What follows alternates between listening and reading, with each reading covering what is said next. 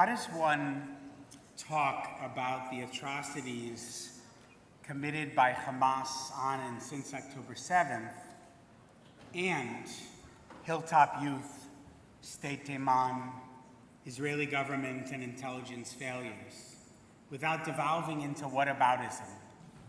How can we call out Hamas's methodical and strategic deployment of sexual violence while understanding these deplorable actions against our people were not novel in and of themselves, that women and girls and sometimes men and boys have too often been abused in too many cultural and, yes, military contexts throughout history and around the globe?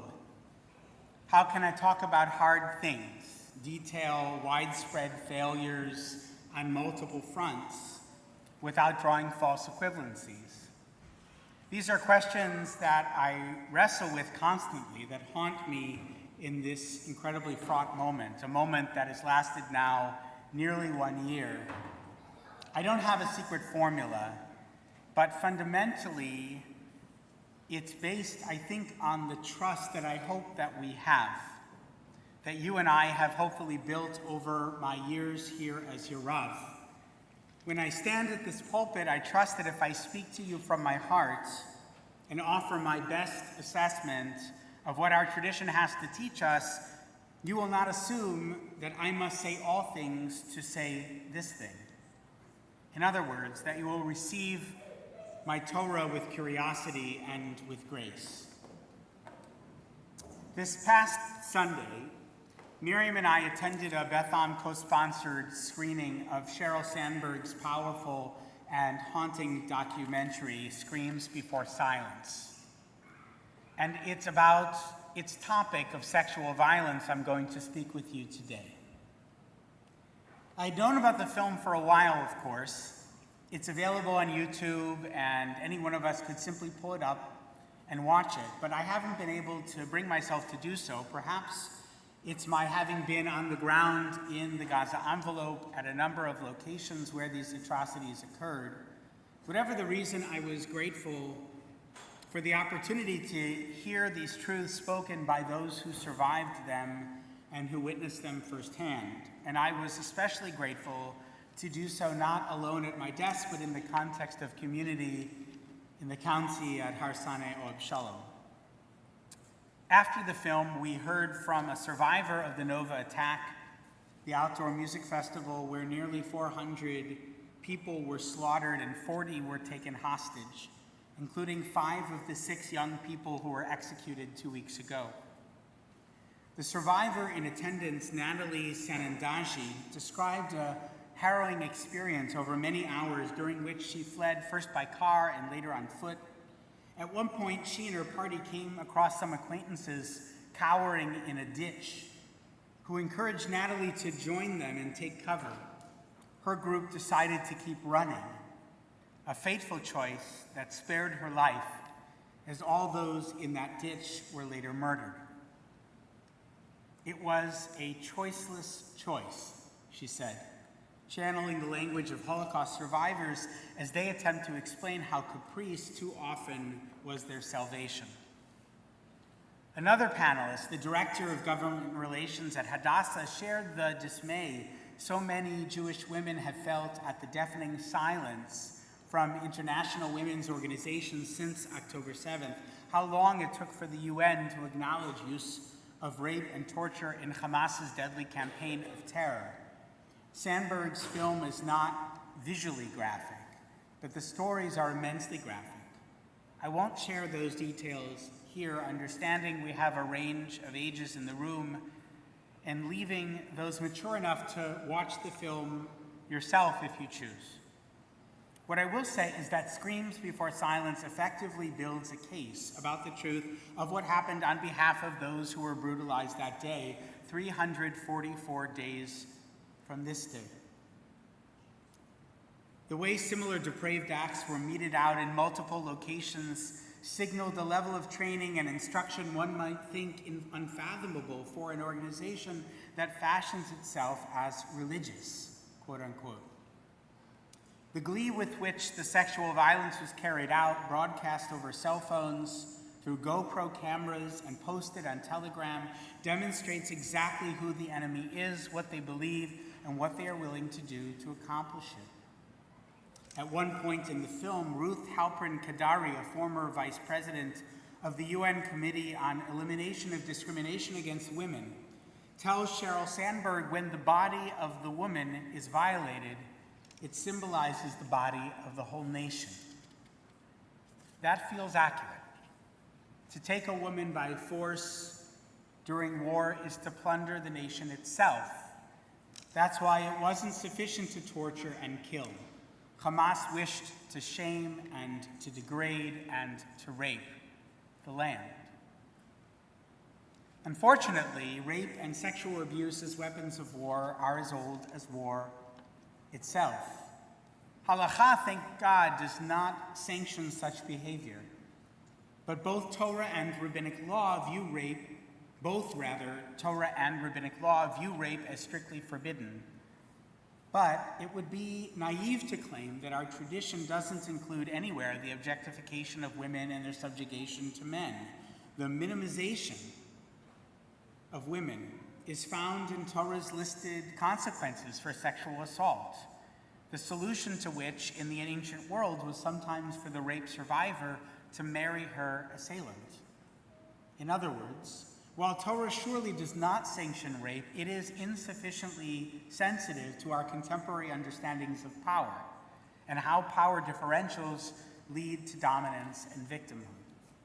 In fact, today's Parsha begins with the notion that women are, on some level, chattel to be claimed in the context of war. Ki Teitze lamelchama al oivecha, when you take the field against your enemies, and the Lord your God delivers them into your power, and you take some of them captive, and you see among the captives a beautiful woman, and you desire her, and would take her to wife, you shall bring her into your house, and she shall trim her hair, pare her nails, and discard her captive's garb.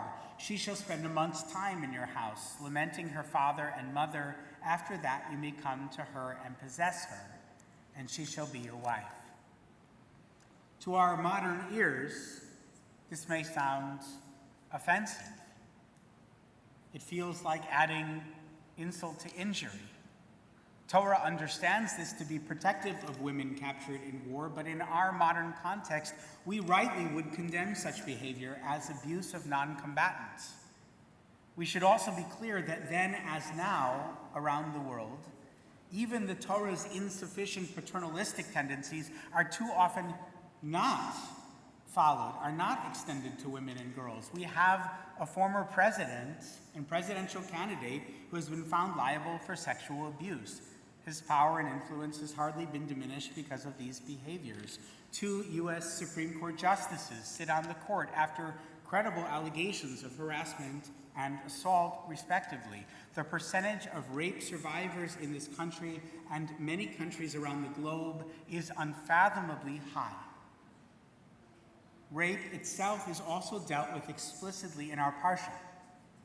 V'im basadeh imatzeh ha'ish et hana'ara ha'me'orasha echazik ba ha'ish v'shachav ima umet ha'ish asher shachav ima levado. If a man comes upon an engaged girl in the open country and the man lies with her by force, only the man who lay with her shall die, but you shall do nothing to the girl. The girl did not incur the death penalty, for this case is like that of a man attacking another and murdering him.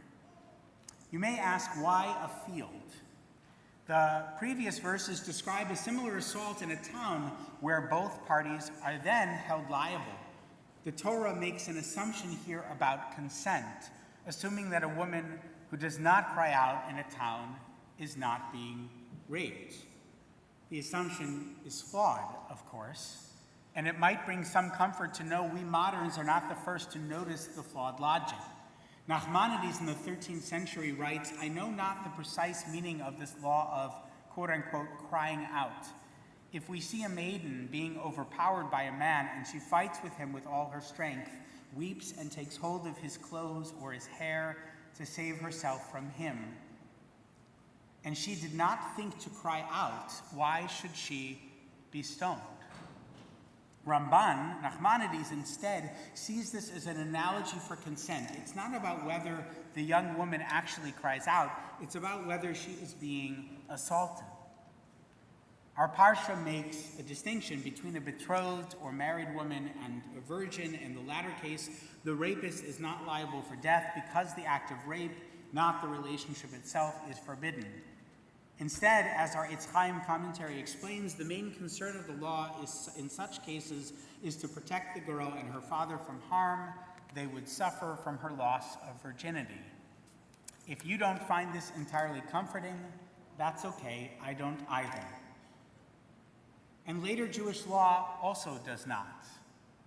Halakha supports the prosecution for rapists, no matter the location, no matter the marital status of the victim. Indeed, marital rape is also a crime according to Jewish law. Wives are not simply the property of their husbands now or in antiquity. They are never at fault for this depraved abuse of power, which was not a given in the ancient world, and unfortunately, it is not a given today. As Rabbanit Debbie Zimmerman writes, the Torah's assertion that a rape victim is blameless and may not be put to death is novel. Even today, there are girls and women around the world who are brutally slain in so-called honor killings after they are raped. When the body of the woman is violated, it symbolizes the body of the whole nation. To sexually assault someone is to make them more and less than they are. But our tradition insists each human being is no more, no less than the imprint of the divine in the world.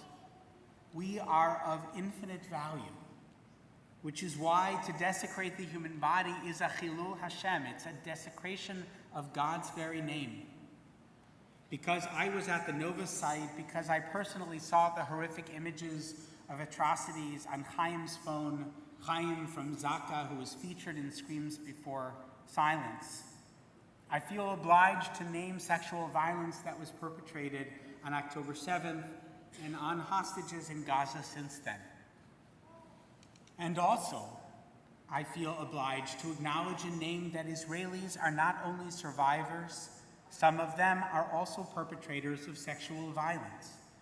There have been examples of rape by Israeli soldiers in Gaza, in the West Bank, and sadly, there are, like other societies, too many cases of sexual assault within Israel, including by former Israeli President Moshe Katsav, who was sentenced to 7 years in prison for this and other crimes. But there is also a recent, glaring example of systematic abuse, including sexual assault within the military apparatus, and I feel called to name that as well. That is the recent arrest of 9 reserve soldiers for alleged atrocities, including gang rape, of a Hamas police officer at the State Teman detention facility.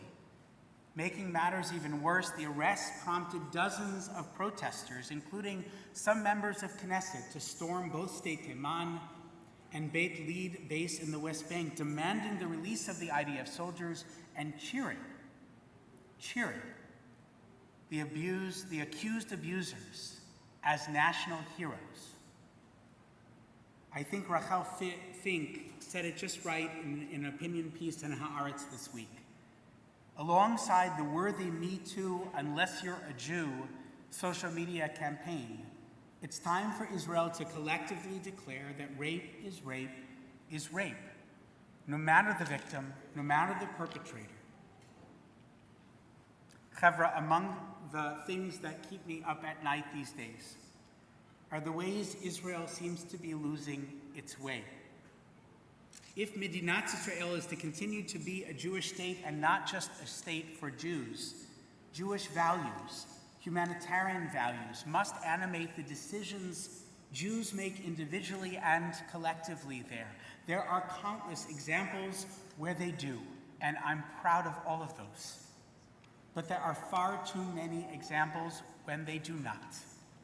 Our task as co-religionists, as Zionists, as members of the extended Jewish family is to insist that our trauma, our suffering, our pain not blind us to the suffering of others. The Jewish nation and people from many other nations and religions were assaulted and maimed and disappeared on October 7th. 1,200 precious souls were taken from their families in the most barbarous fashion. But my friends, barbarism must not beget barbarism.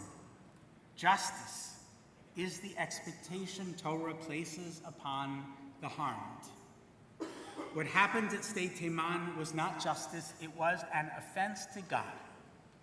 What extremist MKs and ministers are saying about, doing to, and allowing to be done to Palestinian Arabs is not justice, and therefore, it is fundamentally not Jewish. Shabbat Shalom.